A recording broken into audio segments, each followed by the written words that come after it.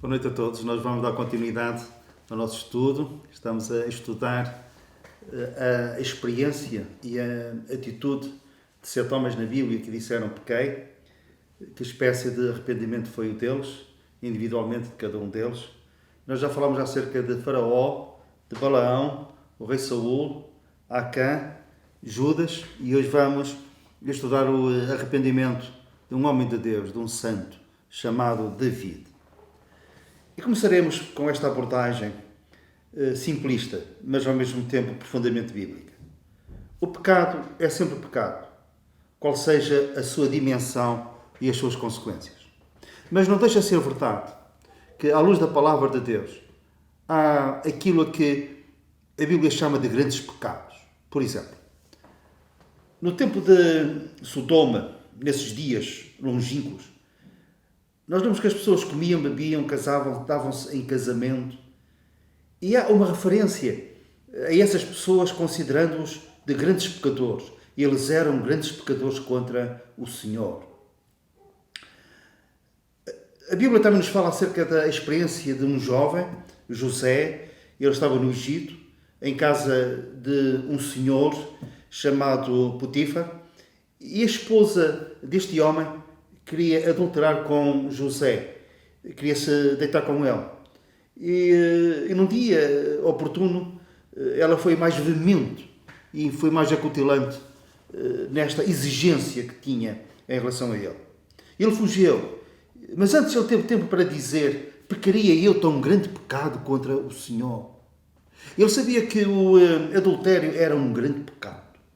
Pois bem, David cometeu um grande pecado contra Deus. Um dia ele estava na varanda do seu palácio, ele olhou e viu uma mulher a tomar banho, cobiçou-a e deu ordem aos seus servos para a levarem para o palácio. Dormiu essa noite com ela e passados uns dias ele soube que ela tinha engravidado. Quem era esta mulher? Esta mulher era esposa de um general seu, que não somente era general, mas também era amigo. Chamava-se Urias, comia à mesa do rei, e ele, para acrescentar ao grande pecado de adultério, ele fê-lo com a mulher de um amigo, de um companheiro de armas. David tentou encobrir este pecado. E um abismo chama outro abismo. E no caso dele isto aconteceu na realidade. Ele, para encobrir o pecado, provocou a morte do seu amigo e do seu general no campo de batalha, dando ordens para que ele fosse para um lugar onde o inimigo estava mais fortificado, fosse abandonado, e por causa disso ele morreu. E não somente ele, mas também outros soldados morreram com ele. Bem, qual foi a reação de David perante isto? Ele deixou passar os dias de luto, casou-se com essa mulher chamada Batseba, ela passou a ser sua esposa e aparentemente a normalidade tinha regressado. Ele se calhar pensou que com o tempo as coisas iam passando, as pessoas iam se esquecendo, mas Deus não se esquece dos nossos pecados. E o que aconteceu com David, na sua experiência que ele posteriormente relata, nós facilmente chegamos à conclusão que desde aquele momento Deus jamais se esqueceu. A certa altura ele diz, durante os 9 meses, cerca de 9 meses, que ele tentou encobrir o pecado, ele, quando olha retrospectivamente, ele escreve no Salmo 32 e diz: de dia e de noite a tua mão, Senhor, pesava sobre mim, e o meu orvalho é transformado em seca de verão. Quando ele orava, ele tinha a consciência nítida que as suas orações não passavam do teto onde ele estava. Ele escrevia um salmo e rasgava porque ele não tinha vida. Deixou de louvar, deixou de adorar. Fisicamente também ele foi afetado. Enquanto eu me calei em relação a este pecado, envelheceram os meus ossos. Naquela altura o Senhor podia lhe ter dito, e se calhar disse, fez-lhe sentir isto. Aquilo que mais tarde, séculos mais tarde, ele disse a Saulo de Tarso: duro é para ti recalcitrar contra os aguilhões. David passou por experiências dramáticas na sua vida, mas com certeza que este foi o poço mais fundo, foi o deserto mais árido que ele atravessou durante este tempo. A causa, o pecado em si, e a falta de confissão do pecado a Deus. Quando passado este tempo ele foi confrontado pelo profeta Natã, ele chegou à conclusão, ele disse, afinal Deus sabe. Ele chega ao fim da linha. Neste braço de ferro que ele estava a manter com Deus, ele baixa as armas, ele baixa o braço. E então nós lemos aquilo que vamos meditar no Salmo 51. Quando ele, confrontado com o seu pecado, ele fica diante de Deus. E no Salmo 51, versículos 1 a 4, ele fala acerca da sua oração e da sua confissão de pecado ao Senhor. Versículo 1, tem misericórdia de mim, ó Deus. Segundo a tua benignidade, apaga as minhas transgressões, segundo a multidão das tuas misericórdias. Lava-me completamente da minha iniquidade e purifica-me do meu pecado, porque eu conheço as minhas transgressões e o meu pecado está sempre diante de mim. Contra ti somente pequei e fiz o que a teus olhos parece mal, para que seja justificado quando falares e puro quando julgares. Afinal, Deus sabia. E ele confessa. Ele confessa dizendo, tem misericórdia de mim, compadece-te de mim. Noutros lugares, ele orava assim. Noutras situações, Senhor, lembra-te de David. Mas agora ele não cita o seu nome. É como que ele tenha vergonha de falar acerca do seu próprio nome. Noutros lugares ele dizia alegremente, Senhor, lembra-te do filho da tua serva. Ou livra o teu servo. Agora não. Ele não se aproxima de Deus com este título de servo de Deus. Não cita um nome como nós dissemos. E ele pede apenas misericórdia por causa das suas terras misericórdias. Misericórdia é o Senhor dar-nos aquilo que nós não merecemos. Merecemos o seu julgamento. E ele retira esse julgamento. Então ele apela à misericórdia, à benignidade, à bondade de Deus. Ele diz, apaga as minhas transgressões. E a ideia é esta. Era um termo que se usava no tribunal. Retira a queixa que tens contra mim. Desista do processo. Desista da acusação, melhor direi. Desista da acusação.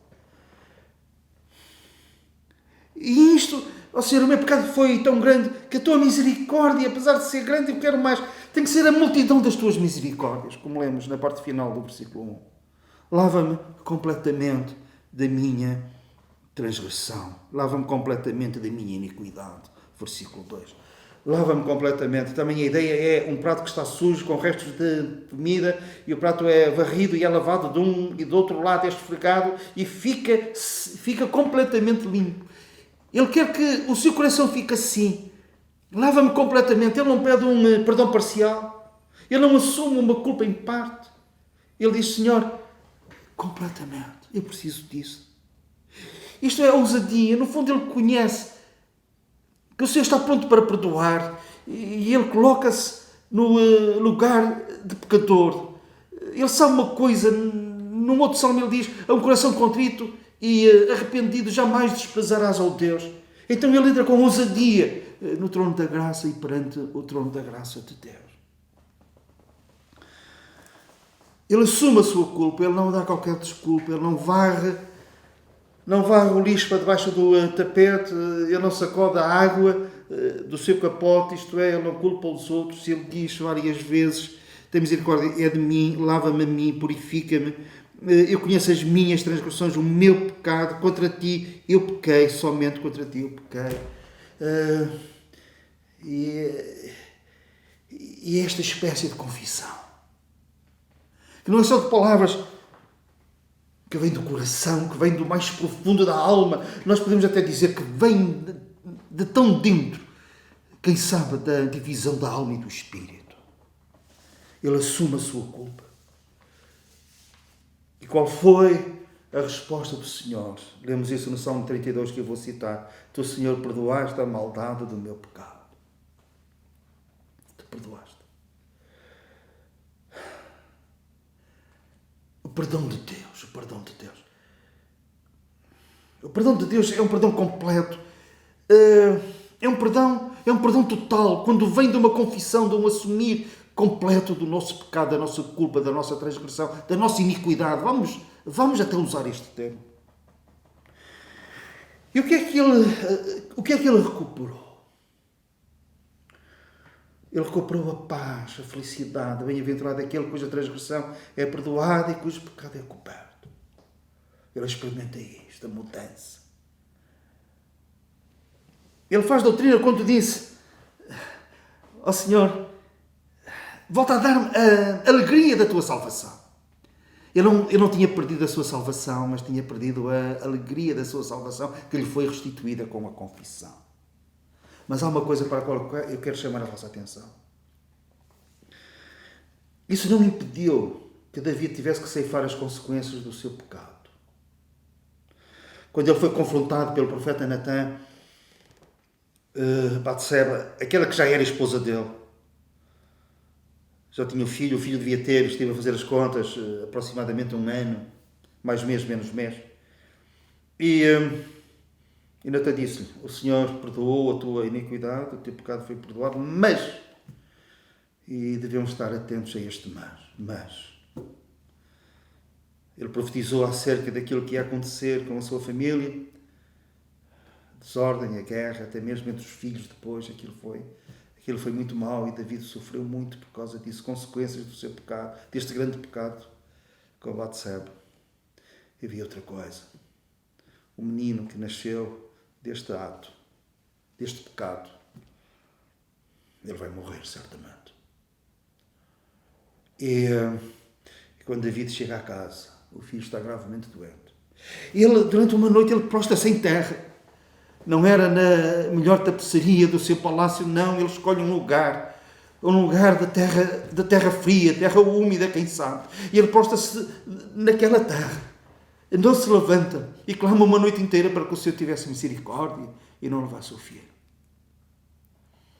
Ele não come, ele faz um jejum prolongado de 7 dias. No fim de 7 dias ele apercebe-se, pelo falar baixo da sua criadagem, que a criança tinha morrido. Ele então levanta-se perante Deus, toma banho, come e vai para o templo adorar. E tem uma frase que também faz doutrina: o Senhor levou-me aquela criança. Um dia eu voltarei para ela, eu irei a ela, porém ela não voltará para mim, mas ela já está com Deus e eu irei para ela. Bem-aventuradas as criancinhas, porque delas é o reino dos céus. E nós dizemos: louvado seja o Senhor por isso. O pecado confessado é pecado perdoado. E isto é um pilar fundamental do cristianismo. E nós pregamos e dizemos: cheguemos-nos com confiança perante o trono da graça de Deus, a fim de alcançarmos misericórdia, acharmos graça, para sermos ajudados em tempo oportuno, em tempo de necessidade, nomeadamente do perdão de Deus.